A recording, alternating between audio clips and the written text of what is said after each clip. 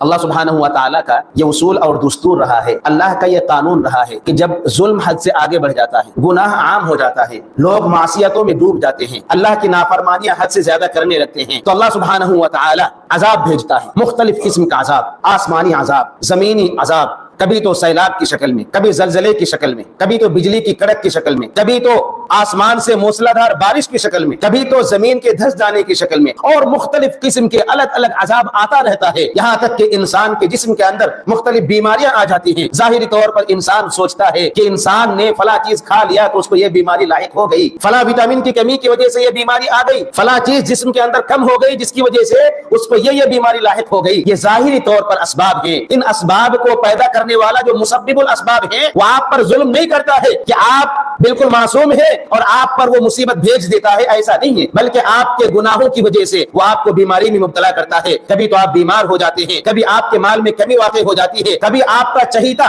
آپ کے بیٹے، آپ کی بیٹی، آپ کی اولاد، آپ کے ماں باپ، آپ کے بھائی بہن، آپ کے کوئی رشتہ دار وہ فوت ہو جاتے ہیں، اور اس طرح سے اللہ تعالیٰ آپ کا امتحان لیتا، آپ کو مصیبت میں ڈالتا ہے۔ تو اس طرح سے انسان پر مصیبتیں آتی رہتی ہیں، اور اس کی بنیادی وجہ انسان کے اللہ رب العالمین کی نافرمانی کرنے کی وجہ سے ہے۔ تو ہمیں اور آپ کو چاہیے کہ جو باطنی اسباب ہیں، باطنی اسباب کو تلاشنے کی کوشش کریں کہ کن وجوہات کی بنیاد پر اللہ سبحانہ و تعالی ہم انسانوں پر عذاب بھیجتا رہتا ہے۔